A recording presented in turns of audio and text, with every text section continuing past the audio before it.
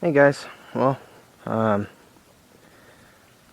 been working on this truck. Well, actually it's been sitting the last few weeks. I just kind of lost interest with it and ran out of money, so to speak, and I just gonna go ahead and show you guys what I've done to it. Well, we got the front bumper put on. Didn't have any issues mounting it, but the frame, like the two holes on either side of the frame where this thing is designed to mount up to, one of them was ripped out. So I don't know, I honestly don't know what kind of damage this truck had before me. I'm pretty sure it was in an accident, because there's a couple other things I found that I'll have to show you guys. But anyway, I didn't really have any issues. I had to bend a couple things and make it fit right, but I mean it looks pretty straight and everything. I tinted the turn signals, and I don't know that I like that, because I originally was going to buy smoked headlights, some smoked Exxon headlights, and I figured, shit, if I'll tint them and see what it looks like, and if I don't like them, then I got new ones anyway. But yeah, I don't know, they look okay. But I got the Mickey Thompsons, the side biters, mounted up on those Wildcats, and they look really good on here. They fit good. There's no rubbing, no anything. And as you can see, the rear of the truck actually is lifted pretty good. I mean, it's probably still a 2-inch lift, I would imagine. It's stock springs and everything, but it hasn't really settled or anything. And the front's really bad, but I'll tell you guys why here in a minute. But I popped this dent out a little bit. I took off that trim. I'm going to order new trim.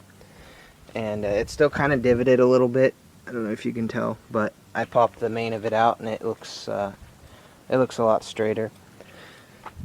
Got the bed cleaned up a little bit, put a bed mat in here, and this is actually the bed mat out of the 85, and so I got that cleaned up a little bit. And I smoked the taillights too. Those actually turned out really good.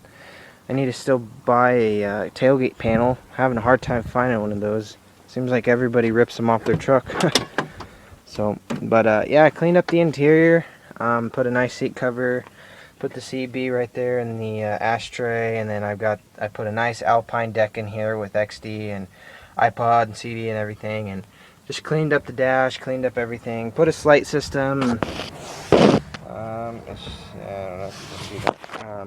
It's just a single 10-inch Sony Explode in a solid box with a dual amp, and it's nothing too fancy, but it'll rattle the windows a little bit. And for the front, where the hub is blown out, I ended up just buying a brand new set of Warren manual locking hubs, and I bought a mile marker conversion kit, and it wasn't too much money. Believe it or not, the autos would have been a lot more, because by the time you got them, ordered them, put them on and everything, it was just a pain in the ass. Plus, they're Warren manual is just the way to go.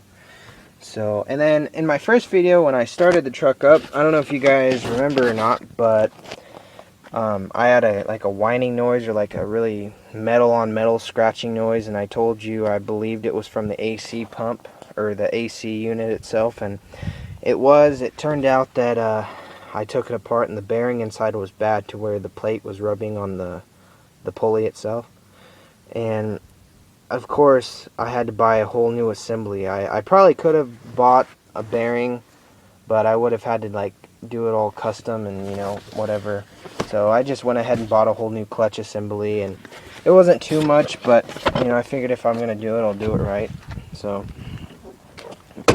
you can see that blown out hub. I bought a brand new side mirror. Went to a junkyard, had a list of stuff to get, and found out some of their prices, and freaking wanted $45 for one of these mirrors, and I paid $30 for that off the internet. It's just like crazy prices, and they didn't even have anything either. They had like 2 of these trucks sitting out there, which were just frames and half a motor. I mean, people had stripped them down to near nothing. And then of course the yards that actually pulled it for you, they wanted top dollar for everything. But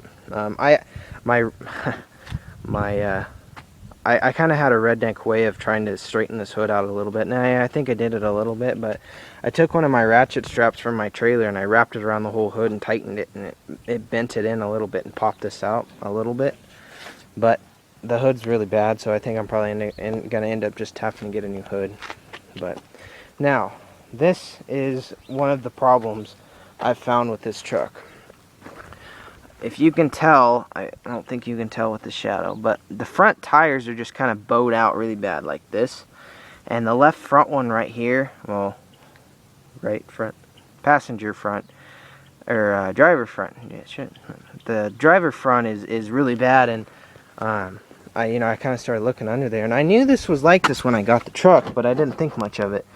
I thought somebody just, was being stupid and thought they'd make a custom spacer, or like a coil spacer. And I started looking a little bit more, and this thing, I mean, look how they cut this, just fucking bad.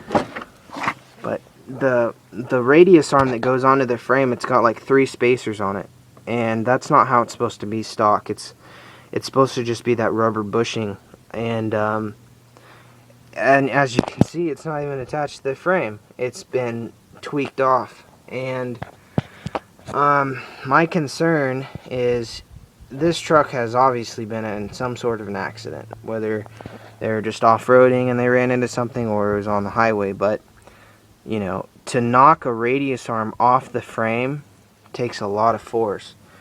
And I talked to a couple guys here. I talked to a suspension shop, and they told me that the odds of tweaking a frame from the radius arm, like the radius arm pushing on the frame and tweaking it, he said it's, very, very slim chance, which made me feel better. But then I kind of started looking at it, and they wouldn't have put spacers on it unless they already tried putting it back on. And if they tried putting it back on and the frame was bent, then they would have put those spacers and then that board, that piece of wood inside that coil, to try to get it level and to try to get it to ride right, And so that's kind of what my concern is, I don't really know if it's straight. So that's kind of why I've stopped working on this thing, because I had big plans for this truck. I mean, I was gonna buy all brand new coils for the front and shocks. I was gonna buy a 2-inch all the way around, 2-inch, like a leveling kit, and I was just gonna make it a nice truck because it cleaned up really nice. And all the scratches and everything came out too. I just buffed them out, and but that's just kind of scared me. If it's got a bent frame, then I'm just gonna junk this truck, and sell it cheap, because I don't want to mess with a bent frame. But here's another one of my problems, and maybe one of you guys out there can answer this for me or help me out. It's leaking a little bit of oil. It's got a little puddle here, and the truck's been sitting for quite a while. It's not like I've been driving it and parking it, It's been sitting here for probably about 3 weeks. And since I got the truck, I haven't driven it at all. I've driven it maybe, just a little bit up and down the road just to kind of play with it. But I haven't really driven it much, and other than, when I first got the truck. And